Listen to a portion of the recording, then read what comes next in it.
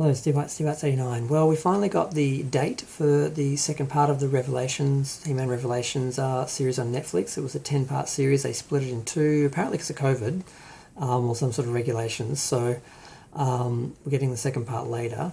And they had a poster, and I saw it, and I was like, yeah, I just went to bed. I didn't care. There wasn't enough to keep my interest. Like a lot of fans, I got kind of burned on the first part of the series. They announced it as a continuation of the original Filmation series and a love letter to the fans. It was neither. Legally, they didn't have the right to use any of the Filmation characters or designs or storylines or anything, so they couldn't have done a series on that legally, so that was just a lie from the start. And Kevin Smith doubled down and kept lying, and it just rubbed the fans the wrong way, and he sort of was trashing the fans online, and it really became a really ugly sort of scene, and the fan base kind of split. You sort of had the Revelation fans and the original He-Man fans, and they started fighting, much like the Star Trek post-Discovery and pre-Discovery fans fighting in that, Trekkies versus Trekkies.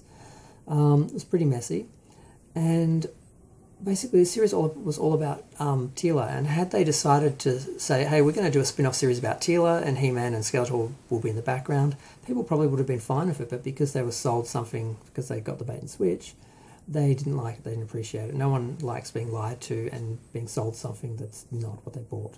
So there was some backlash and some malaise, I think, is probably not the right word, but a lack of enthusiasm about the new series, or the second half of the series anyway. So they released a poster, and it's kind of interesting. It basically just had a half-naked He-Man and a Skelegod. Looks like they're fighting each other, and a little Teela and a tiny little Evill-Lyn, which is probably much not representing the importance of those characters in this second half of the series. Because what we hear is that the series' second half is all about Evill-Lyn. So the first half was about Teela and her story behind He-Man and getting out from behind He-Man and now being, in charge. And Evill-Lyn basically probably betraying Skeletor so that she can either get his power or at least get him out of power. So it's all about her. So the series is all about the women behind He-Man and Skeletor, not actually about He-Man and Skeletor. And this is sort of a trend that we're seeing where they feel the need to tear down what's already established that people like and come for and the fans come for. And deconstructing the characters in the universe and then putting it back together in a slightly different order at the end. And you never actually get to spend time in the world that you wanted to because it's been torn down and deconstructed. They've done that with Star Trek.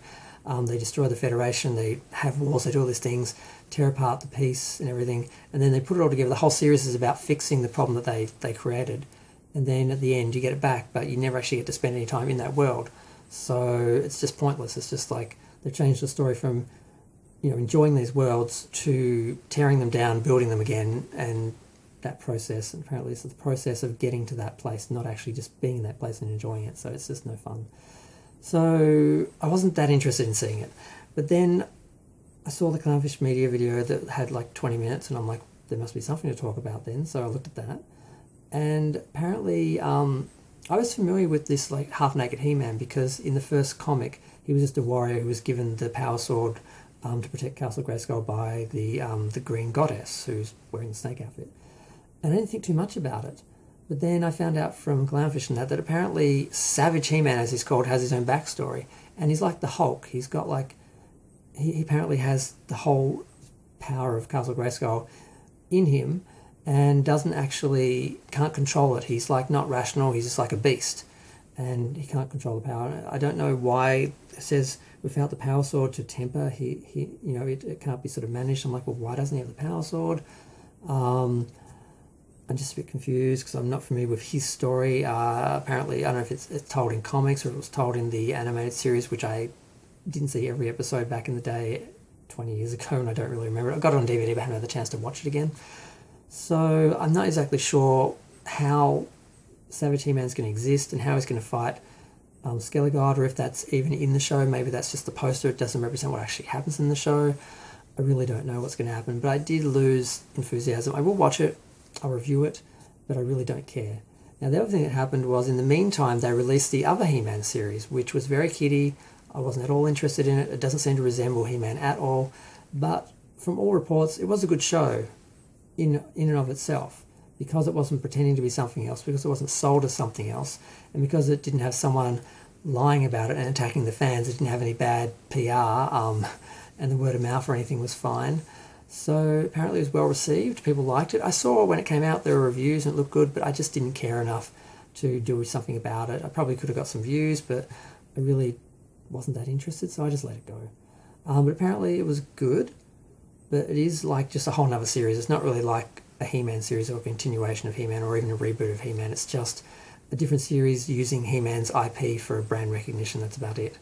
So I'll watch it one day just to be a completionist and just to know exactly what happens in it. But I'm not going to watch it and review it now. I will, however, watch the second part of Revelation, and we'll see what happens. Some people speculate He-Man will be brought back. Some people speculate that Teela will become the sorceress, and her girlfriend will basically become the new He-Man, and then they'll rule Eternia together. I don't know. I'm going to go. Feel free to share, like, comment, subscribe. Thanks. Bye.